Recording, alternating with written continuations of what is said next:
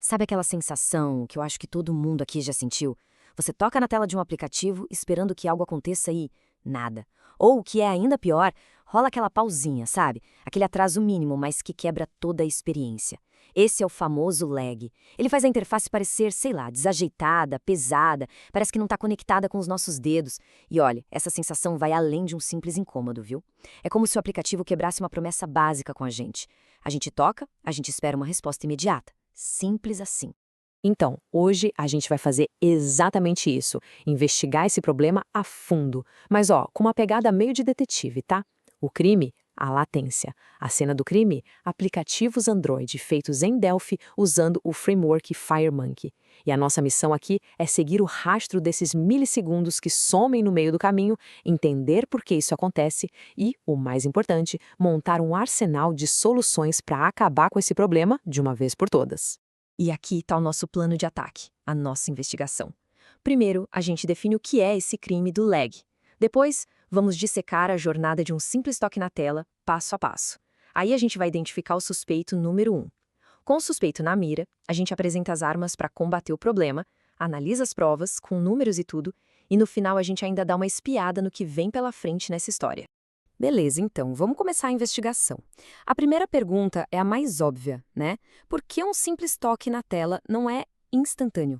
Na nossa cabeça deveria ser, a gente toca, a coisa acontece. Mas a realidade é um pouco mais complexa. E para a gente ter uma noção real do tamanho desse desafio, vale a pena olhar para alguns números. Olha só que interessante. No mundo do áudio profissional, por exemplo, qualquer atraso, qualquer latência acima de 20 milissegundos já é considerada inaceitável. 20! E quer ver outra coisa? Um único quadro, uma única imagem numa tela comum de 60 Hz dura só 16,6 milissegundos. Isso significa que a nossa margem de erro para qualquer atraso é mínima, é ridiculamente pequena. Para ter uma resposta que parece perfeita, essa margem é, na prática, zero. Mas para a gente encontrar onde esse tempo está sendo perdido, a gente precisa entender o caminho todo, do começo ao fim. E essa jornada tem um nome bem legal na indústria. É o chamado Pipeline Click to Photon. Basicamente, é o mapa completo que um toque percorre desde o nosso dedo encostando no vidro até a luzinha, o fóton sair da tela e chegar no nosso olho. Então, esse é o mapa do tesouro. Ou melhor, o mapa do tempo perdido. Ele mostra cada etapa. O dedo toca o vidro, o sinal viaja, o app processa, até o último pixel mudar de cor. E o mais interessante é que quando a gente começa a seguir esse mapa, a gente descobre uma coisa. O primeiro culpado, o primeiro lugar onde o tempo vaza, não está nem no código do nosso aplicativo, está na própria arquitetura do Android. É que, para tudo funcionar liso, sem travar, o Android é esperto. Ele divide o trabalho em dois. De um lado, tem uma equipe que cuida só dos eventos da interface, tipo um toque. Essa é a famosa Thread UI, ou Main Looper. Do outro lado, tem uma equipe totalmente separada, a Render Thread, que cuida só de desenhar as coisas na tela, usando a força total da placa de vídeo da GPU. E para entender isso de vez, tem uma analogia que é perfeita. Pensa num restaurante. O Main Looper, a Thread de UI, é o gerente. Ele fica no salão, anotando o pedido do cliente, que no nosso caso é o toque na tela. Já a Render Thread é a equipe de cozinheiros lá dentro da cozinha. O que acontece? O gerente anota o pedido e passa para a cozinha preparar. Essa divisão é ótima porque o gerente continua livre para atender outras mesas enquanto a cozinha trabalha pesado. Só que isso cria um atraso natural, né? Entre o pedido ser feito e o prato chegar na mesa, leva um tempo. E é exatamente nesse ponto que a coisa começa a ficar complicada para quem desenvolve com Delphi. Pois é, porque num aplicativo feito em Delphi, o evento de toque, o nosso pedido, não chega direto para o gerente. Ele precisa fazer uma viagem bem mais longa. Tem que passar por umas alfândegas no meio do caminho. Isso porque esses aplicativos rodam numa espécie de bolha, uma bolha de compatibilidade. Funciona assim. Primeiro, o sistema Android, que é Java, captura o toque. Aí ele entrega para o gerente do aplicativo, o Main Looper, que também é Java. E só depois disso, esse evento precisa cruzar uma fronteira, uma ponte, que liga o mundo Java do Android com o mundo nativo do Delphi.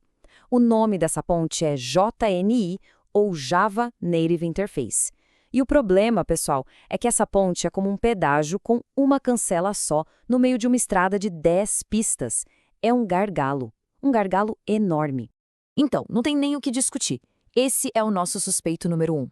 Essa ponte, GNI, Só para atravessar essa ponte, o evento já perde de 16 a 32 milissegundos. Lembra que um quadro inteiro dura 16,6?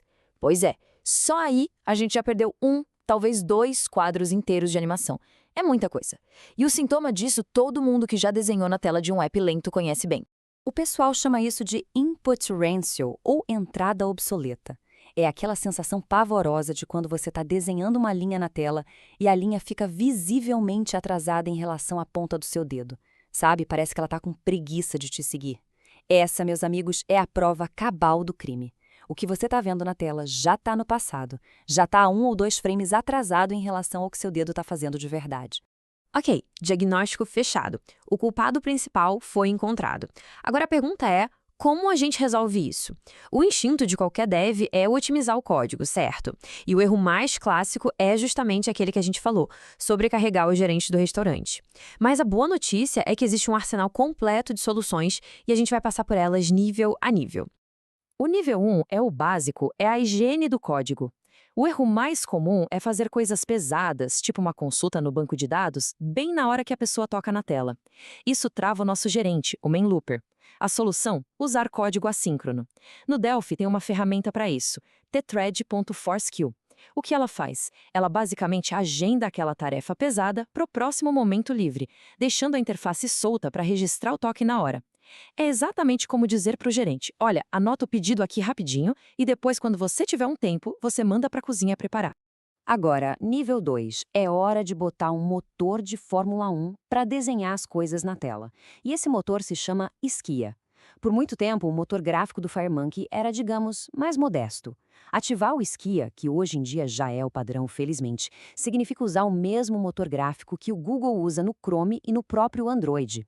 A lógica é muito simples. Em vez de cansar o processador principal, a gente joga todo o trabalho de desenhar para quem é especialista nisso, a GPU. E o melhor é que a mudança é simples, é só ligar uma chavinha no projeto e o ganho de performance é brutal. Subindo para o nível 3, a gente começa a mexer direto no hardware. A maioria das telas funciona a 60 Hz. Isso, por si só, já cria um limite de latência de 16,6 milissegundos. Não tem como fugir. Só que muitos celulares e tablets mais novos suportam 90 a 120 Hz. E a 120 Hz, esse tempo de quadro cai para 8,3 milissegundos. É metade. E dá pra gente, via código, pedir para o aparelho usar essa taxa maior. A gente corta pela metade uma das maiores fontes de atraso do sistema inteiro. Claro, o ideal é fazer isso de forma inteligente, só quando precisa, para não detonar a bateria. E aí a gente chega no nível 4, o suprassumo, a elite da baixa latência. E a filosofia aqui é simples, vamos dar uma de espertos, no bom sentido, claro. Em vez de ficar na fila, esperando o sistema Java ter a boa vontade de nos entregar o evento de toque, a gente vai usar uma ferramenta chamada NDK, o Kit de Desenvolvimento Nativo. Com ele, a gente entra pela porta dos fundos da cozinha e pega o pedido, o evento de toque, direto da fonte, do sistema. O que isso faz? Elimina completamente o nosso suspeito número 1, o gargalo da ponte JNI. Tudo isso é muito bonito na teoria, né? Mas e na prática, funciona mesmo? Bom, felizmente a gente tem os dados, a gente tem as provas. Um estudo de caso foi feito num tablet bem potente, um Samsung Tab S7, para medir o impacto de cada uma dessas otimizações. Então, vamos aos números. Vamos lá, um aplicativo Delphi padrão sem nenhuma otimização. 98 milissegundos de latência. Isso é quase 1/10 de segundo. É algo que a gente sente, é muito perceptível. Agora, olha a mágica acontecendo. Só de ligar o Skia, já caiu para 72. Aí, desbloqueando os 120 Hz da tela, a latência despenca para 44. E com o pacote completo de otimização, usando o NDK para pular a ponte JNI, o resultado final foi de 32 milissegundos. É uma redução de 67%. A gente saiu de um app que se sente lento para um que se sente instantâneo. E tem mais um dado que é super importante aqui, o tal do jitter, que é a variação da latência. Pensa assim, é muito mais confortável dirigir um carro a 100 por hora constantes do que um que fica variando entre 80 e 120, dando tranco, sabe? Nosso cérebro odeia essa inconsistência. No aplicativo sem otimização, a latência variava em 15 milissegundos para mais ou para menos. Com a otimização completa, essa variação caiu para apenas 2 milissegundos. Ou seja, a resposta não é só mais rápida, ela é constante, previsível. E isso dá uma sensação de polimento, de profissionalismo para o aplicativo que é incrível. E toda essa jornada de caça aos milissegundos nos leva a uma reflexão final, a uma espécie de próxima fronteira nesse assunto. Fica claro que para ter um app fluido não existe uma bala de prata, um truque mágico. O que existe é um entendimento profundo de como todas as peças da tecnologia funcionam juntas, desde o hardware até o nosso código. No fim das contas, cada milissegundo importa. E o que essa investigação toda nos mostra é que para ganhar essa batalha, a gente precisa saber exatamente onde procurar por esses milissegundos perdidos. Porque essa busca pela interação perfeita, pela fluidez total, essa é uma busca que nunca para de evoluir. Pensa bem, até agora a gente falou o tempo todo sobre como reagir mais rápido a um toque que já aconteceu. A gente está sempre correndo atrás do prejuízo, tentando diminuir o atraso. Mas e se um aplicativo pudesse prever, antecipar onde o dedo vai estar no próximo instante? E se ele começasse a desenhar nessa posição futura antes mesmo do toque chegar? Isso seria uma virada de chave completa. A gente não estaria mais falando em reduzir a latência. A gente estaria falando em ter uma latência negativa. A gente estaria, na prática, eliminando o atraso por completo usando predição. É um campo absurdo de fascinante, onde machine learning e design de interfaces se encontram. E é também um lembrete de que esta caça aos milissegundos, no fundo, ela nunca termina de verdade.